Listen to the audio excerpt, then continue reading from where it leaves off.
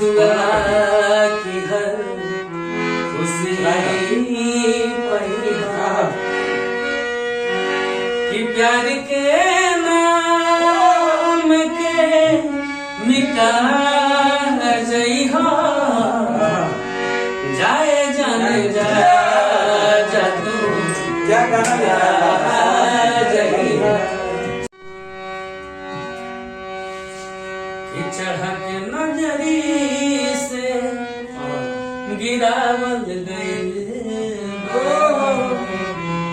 पागल नहाई बनावल गइल कि रोग ऐसन लगावल गइल पागल नहाई बनावल गइल।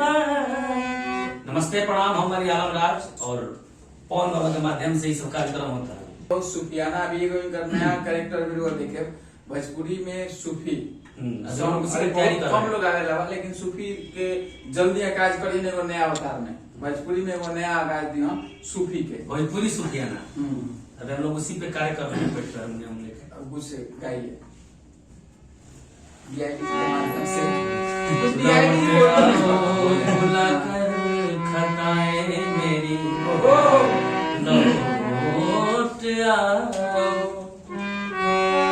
लौट आओ भुला कर खताएं मेरी राह में दिल बिछा दूं अगर तुम कहो लौट आओ।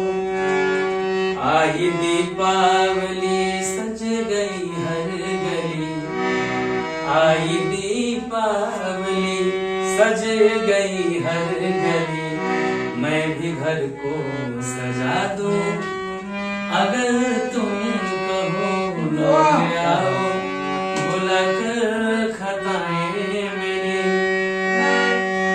जंग से मुल्क जीते गए हैं सदा, प्यार से जीत लेता है दिल आदमी। जंग से मुल्क जीते गए हैं सदा,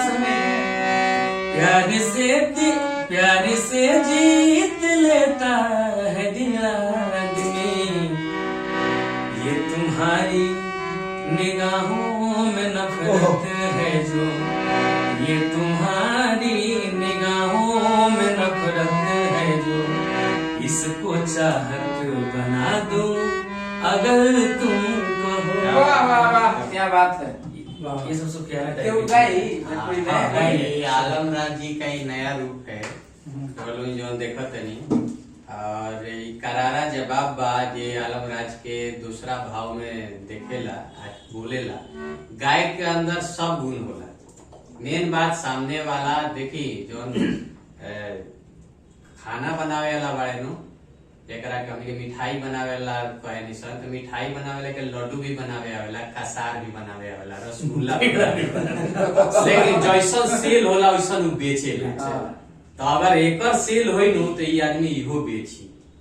तो ई ना देखेगे कि ये आदमी का गोल लेकिन जानता नहीं ये कर खरीदार बहुत कम बा। एक ना बहुत कम बारे लेकिन जे बारे वो एगो पर 100 नहीं याद कि हीरा के परक हीरा के खरीद कम होला। तब हीरा के जो दुकान होला अरबपति के होला और वो खरबों में लागो रहेला जो में हीरा बेचाला। लेकिन छोट छोट पत्थर रोड पर रौरा मिल जाई हाथना में थोक के भाव में तो उकर मत ले।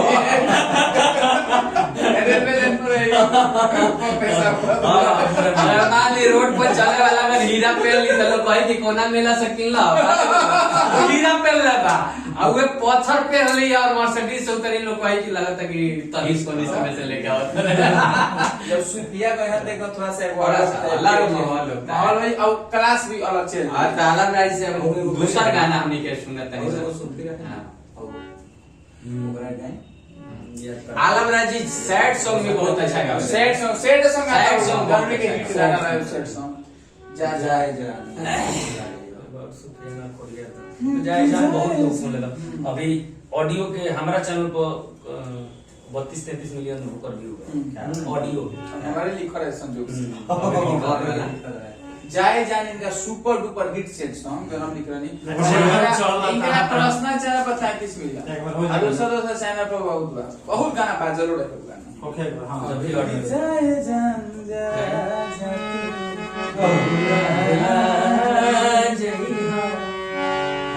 रंजे वाला म्यूजिक बनैले नहीं बहुत अच्छा गावत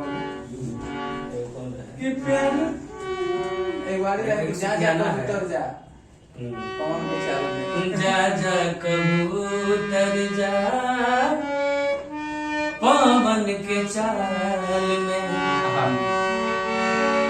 खिलैहा खबरिया जा कि जान के नगरिया बड़ी कवन हाल में जा जा कबूतर जा पवन के चाल में बहुत में गाना लिख रहे हैं स्टूडियो में गाना लिख रहे हैं सारा हिट में तो हो जाएगा कि जल बिना मछली जैसे तड़पत बानी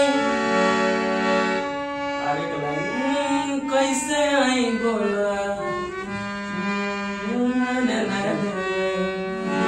कि राह ना भूलई हा कि तू चली जाई हो हर पवन के चाल में जा जा कबूतर जा पवन के चाल। क्या बात है। बहुत सारा ये बाबा का सेट लिखा हुआ था। बहुत सुंदर उस टाइम में जितना सेट सॉन्ग आया था बाबा के हाथ से दर्द आलम हो दर्द दर्द आलम रिटर्न तू और बुरा प्यार सब में गाना लगभग हिट रहे एक और मैं गीत गाया था कि हम दीवाना हैं लाइव करते किस करे जा तने खाना में रेडी कर रहा हूँ उस्मान ने साहब ने गाया इसको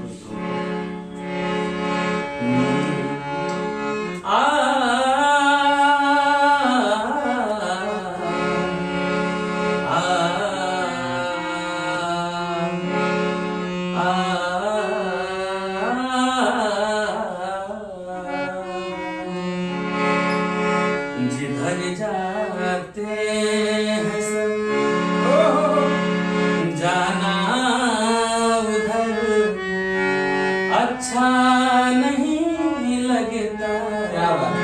जिधर जाते हैं सब जाना उधर अच्छा नहीं लगता। मुझे पामाल रस्तों का सफर अच्छा नहीं लगता। जिधर जाते हैं सब जाना उधर अच्छा नहीं लगता। वाह सुंदर इसका अंतर बड़ी लाजवाब लेकिन मेरे को याद नहीं आ रहा है।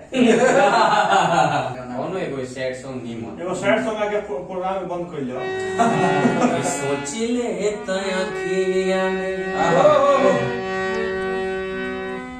भरी जाला पानी कि सोच ले तखिया में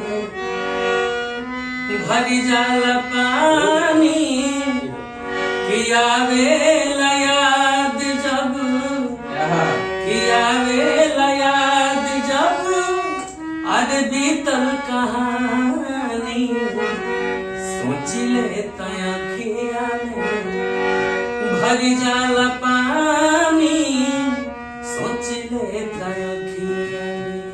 ये सब दर्द आलम का गीत है गाना है। चलिए प्रणाम नमस्कार तो वसैन देखत रही कौन सेट से हो गया था कि तो हरे के लिख लो होगा नहीं हाँ जितना सेट सब सब पवन अलम मैक्सिमम सब ना जितने का गीत का सेट संग हम लगभग हमें लिख अभी फिर आप लिखेंगे फिर होगा लिखेंगे और कुछ सुफियाना जो आपने अभी बोला, 3-4 को सेट संग बना रहे हैं और सुफियाना अंदाज में भी कुछ इनका गाना सुफियाना बना अंदाज में रहे हैं। बनाना है क्योंकि कुछ सूफी का प्रोग्राम है गई थी सरकारी तो मेरा वो लोग मंच पे सुना है वो लोग बोला कि अपना थोड़ा एल्बम म्यूजिक चलिए और ऐसे ही अब हम लोग ऑफिशियल कुछ बात बतियाएंगे तो इसलिए हम लोग आएगा खत्म हो जा धन्यवाद। एशिया चला दी। देखत रहे और अपन प्यार द्वारा आशीर्वाद बनौले रही। बनौले रहे तो ठीके रही। चले वीआईपी विजेंद्र जी सभा का समापन करें, बोलिए दो सब। तो रउरा लोग ई देखत रहे देखी हमनी के जो तलवार बा म्यान बा में हर तरह के तलवार बा, हर तरह के चीज बा। हमनी के चाहे निशन की हर तरह से रउरा लोग इंटरटेन करी और कलाकार के यही काम हो। अच्छा बुरा का हो कलाकार ना जानेला, कलाकार बस निश्चल हो और इंटरटेन करे के जानेला। तो हमनी के मेडिकल के दुकान बा जहाँ जहर भी मिल रहा बा, एंटीबायोटिक भी मिल रहा बा। जेकरा जौन जरूरत बा वो लेता, खाता, पीता, मस्त रह, व्यस्त रह। जेकरा फालतू के टाइम बा वो फालतू बात। जय जय हिंद, जय जय हिंद।